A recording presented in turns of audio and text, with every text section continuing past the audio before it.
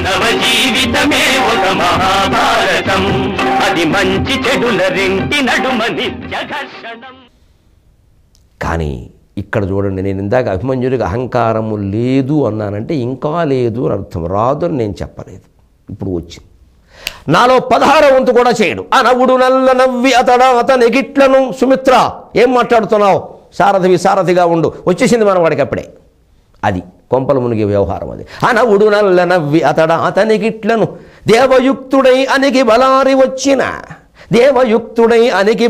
వచ్చిన పురారి గణంబులు దాను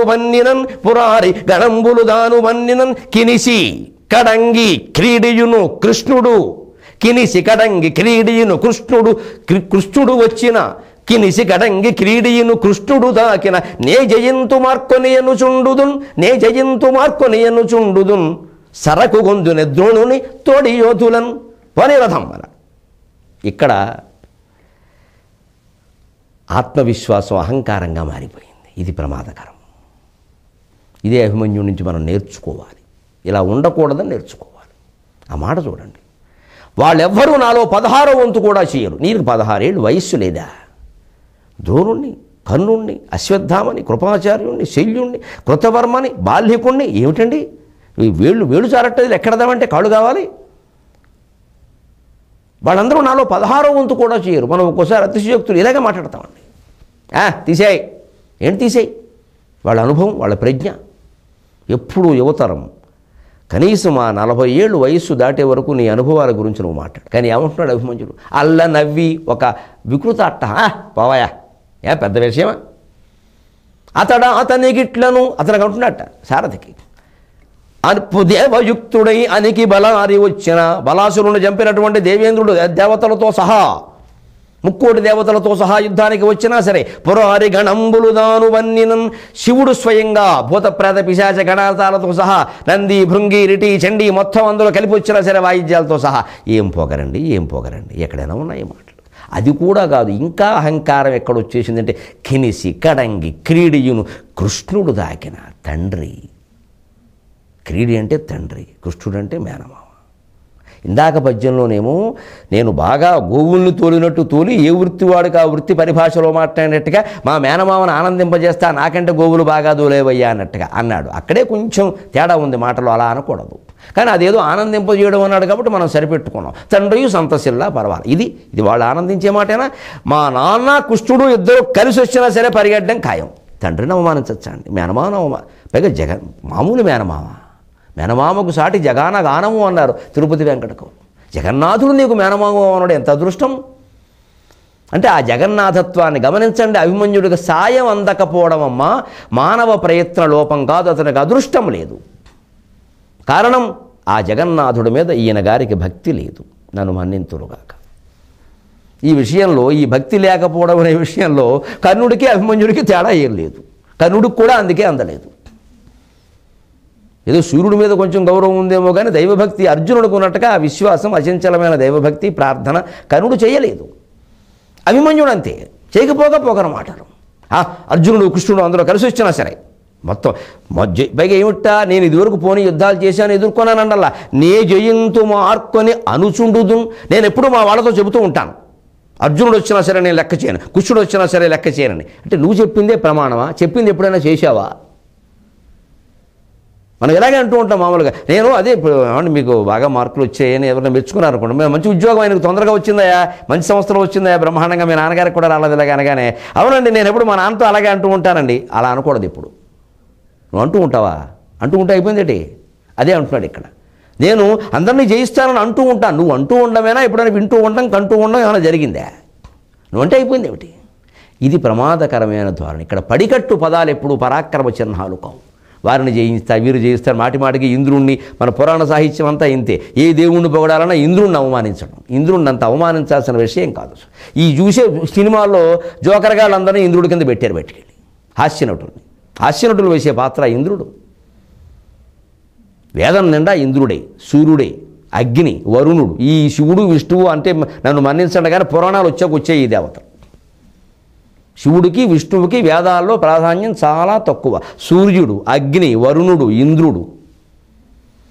తర్వాత కాలాల్లో రకరకాల ఇప్పుడు పెరిగిపోలేదు. బాబాగారు ఎక్కడ చూసినా, అయ్యప్ప స్వామి ఎక్కడ చూసినా సంతోషి మాత, వాసవి మాత. మరి అలాగే కార్యక్రమం అండి ఇదంతా. అందుకే ఆత్మస్వరూపాన్నే నమ్మాలి. ఈ విగ్రహాలను పట్టుకుని వేలాడకూడదు. ఇది కేవలం ప్రతిమ, ఇది కేవలం ప్రతీక, సింబల్. ఏదైనా ఒకటే, మొత్తం వెళ్ళిపోయేవే, సముద్రంలో కలిసేవే. ఇవన్నీ ఏమీ ఉండవు. ఇవన్నీ మనం చెప్పుకోవడమే. ఆ క్షేత్రం ప్రళయంలో ఉంటుంది, ఈ గుడి ప్రళయంలో, ఎవడు చూసిన వాడు ఎవడు లేడు చెప్పడమే తప్ప. ఇవన్నీ ఎందుకంటే మనకు ధైర్యం కలిగించడానికి. అంత ప్రళయకాలం వస్తే ఏదీ మిగలదు, అంతా రాసే, ఇంకేముండదు అక్కడ, మొత్తం బూడిద రాశి. ఇవన్నీ ఊరికే మనకు నమ్మకం, మనకు గొప్ప ఆ క్షేత్రం దర్శిస్తూ గొప్పని చెప్పడం కోసం చెబుతారు తప్పితే అలా మిగిలితే ప్రళయం ఎందుకండి పని లేక. ఆలోచించండి తర్కంతో. ఏదీ మిగలదు, సమస్య లేదు, ఏదీ మిగలదు, మొత్తం వెళ్ళిపోవలసిందే. నిరాకారం, నిరంజనం. అదే సిద్ధ, అదే పద్ధతి. మీకు ప్రాధాన్యాలు చూడండి. ఇంద్రుల్లోకి విప్పాడు ఇక్కడ. మాటిమాటికి ప్రతివాడు ఇంద్రుడు వచ్చినా సరే, శివుడు వచ్చినా సరే. నిజంగా శివుడు భూత ప్రేత పిశాచాలతో అభిమన్యుడు ఏమిటంటే అర్జునుడు తట్టుకోలేడు. అర్జునుడు సంగతి ఏమైంది? కిరాతార్జునేలో మనం చూడలేదా? గడగడలు ఆడాడు, ధనుసు చెట్టు కొట్టాడు. ఎందుకు కొట్టాల్సిన పరిస్థితి ఎందుకు వచ్చింది? ఏదో శివుడు అనుగ్రహించాడు కానీ శివుడిని ఆయన ఏం జయించలేదు అక్కడ. శివుడు అనుగ్రహించాడు, సంతోషించాడు యుద్ధానికి. పర్వాలేదయ్యా అన్నాడు. పిల్లాడు సంతోషిస్తాడని నువ్వు గెలిచావులే అన్నాడు. ఆ మాట నేను శివుణ్ణి గెలిచానని అర్జునుడే ఎక్కడ చెప్పుకోవడానికి మొహమాట పడతాడే. మరి ఈయనేమిటండి? ఇదే పడికట్టు పదాలు, పరాక్రమ చిహ్నాలు కావు. ఇంకా అనుమానిస్తూనే సారథి ముందుకు పోనిచ్చాడు. మరి ఆయన పని ఆయన చేయాలి కదా. చెప్పారు కదా సారథి పాపం చాలా బాధ్యతగా ఆయన, నేను చెబుతున్నాను, నా పని నేను చేస్తాను, నా బాధ్యత నాకు తెలుసు అని, నా బాధ్యత నాకు తెలుసు అన్నాడు రెండోసారి. అంటే నీకు చెప్పాల్సిన బాధ్యత తెలుసు, ఒకవేళ విన్నా వినకపోయినా నీ ఆజ్ఞను అనుసరించాలనే బాధ్యత నాకు తెలుసు. అంటే చిన్న చిన్న వృత్తుల్లో ఉండేవాళ్ళు కూడా ఇంత బాధ్యతగా ఉండేవారండి, మనం గమనించాలి.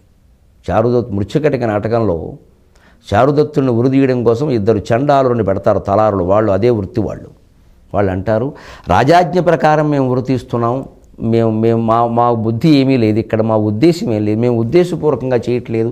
చారుదత్త మహానుభావ, నువ్వు మంచివాడివి, నీ మీద వసంతసేనను చంపిన ఆరోపణ ఎందుకు వచ్చిందో మాకు తెలియదు, అది రుజువు అయింది, మరి మమ్మల్ని ఏం చేయమంటావు, అందుకని మేము చంపుతున్నామంటారు తప్ప పో అని అవమానించి మాట్లాడారండి. ఆ వృత్తి ధర్మాన్ని వాడు గొప్ప వేదాంత వాక్యాలు చెబుతారు. చివరికి చారుదత్తుని ఉరిదీయబోతూ ఉంటే, ఏముందయ్యా ఎవరూ మిగలరయ్యా, ఆకాశంలో ఉండే సూర్యచంద్రులకు కూడా ఆపదలు తప్పనదయ్యా, చంద్రగ్రహణం సూర్యగ్రహణం నాయన, నువ్వనగా ఎంత నేననగా ఎంత, ఇవాళ నిన్ను ఉరిదీస్తున్నాం, మేము ఉరిదీయకుండానే పోతామయ్యా అని ఇలాంటి మాటలు మృత్యుకటిక నాటకంలో చివరి అంకంలో చండాలురైన వాళ్ళు చారుదత్తులతో మాట్లాడారు. మన భారతీయ సంస్కృతిలో చండాలునికి చారుదత్తునికి భేదం లేదు, గ్రహింతురుగాక. కేవలం ఉపాధి భేదం, కేవలం వృత్తి భేదం. అంచేత ఏ దేవత తక్కువవాడు కాదు, ఏ దేవత ఎక్కువవాడు కాదు. అసలు అందరికంటే ఎక్కువ దేవత ఆత్మస్వరూపం, మనలో ఉన్నటువంటి ఆత్మ. శ్రీ మహావిష్ణువులో ఏది ఉందో ఇక్కడ అదే ఉంది. నువ్వు పట్టుకోలేక విష్ణువునో, శివుణ్ణో, ఇంద్రుణ్ణో, చంద్రుణ్ణో పట్టుకో. ఒక 100 మందిని పట్టుకో. చివరికి దీన్ని పట్టుకున్నంత వరకు ఎవరిని పట్టుకున్నా ఒకటే, దీన్ని పట్టుకున్నా కూడా ఎవరిని పట్టుకున్నా ఒకటే. అంచేత మనం భక్తిదేవిని పట్టుకోవాలి. సెలవు.